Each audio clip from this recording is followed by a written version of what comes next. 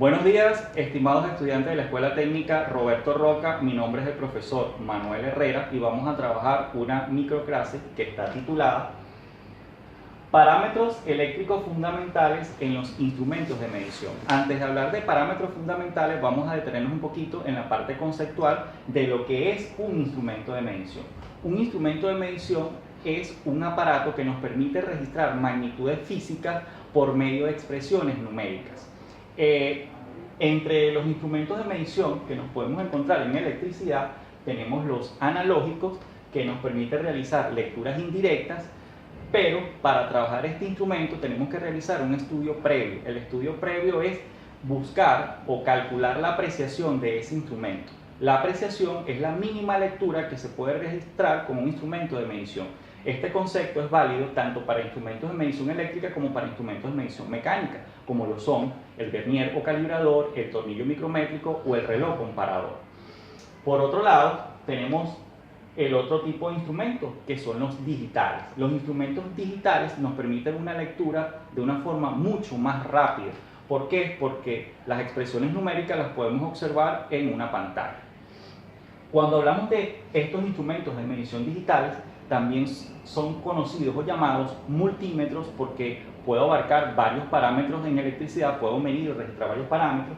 También es llamado multitester, y este que tengo en mis manos, que es denominado pinza amperímetro.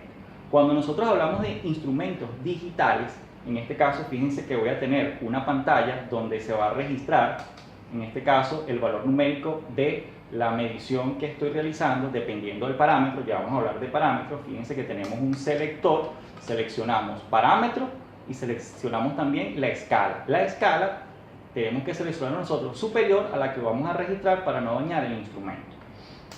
Con respecto al instrumento analógico, nosotros solamente podemos medir un parámetro y está conformado básicamente por un abanico que están distribuidos los diales, los valores o las escalas numéricas y una aguja que va deflexionando dependiendo del valor que nosotros vamos a registrar. Ahora sí, vamos a entrar en tema de lo que son los parámetros eléctricos. En este caso, cuando hablamos de parámetros eléctricos, tenemos que estudiar características fundamentales.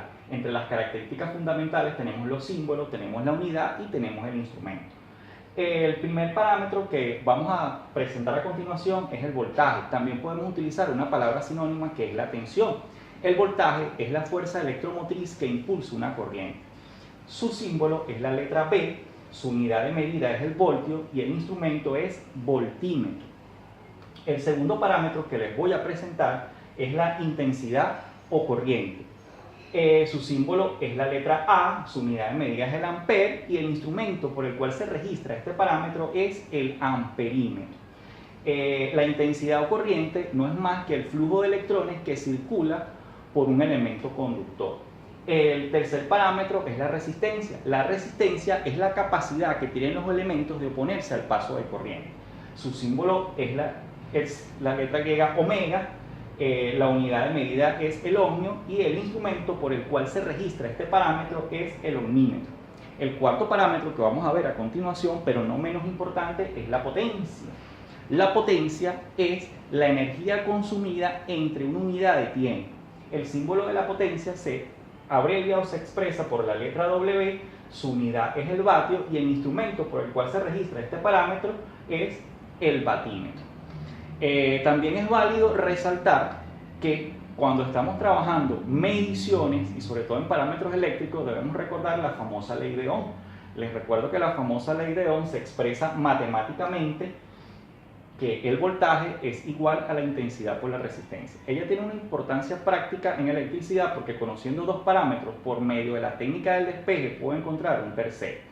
Y cuando nosotros nos referimos a potencia, que es un tema fundamental porque nos permite hacer el estudio de las cargas o consumos que tienen los equipos y también podemos calcular el total de pesos kilowatt hora que van a tener el consumo de los equipos. En este caso la potencia va a ser igual a voltaje por intensidad y la potencia va a ser igual a la intensidad al cuadrado por la resistencia. Bueno, estimados estudiantes, espero que les haya servido este video. Nos vemos en el próximo video. Si tienen alguna duda, por favor, formúlenla, que yo muy cordialmente les responderé. Chao, hasta la próxima.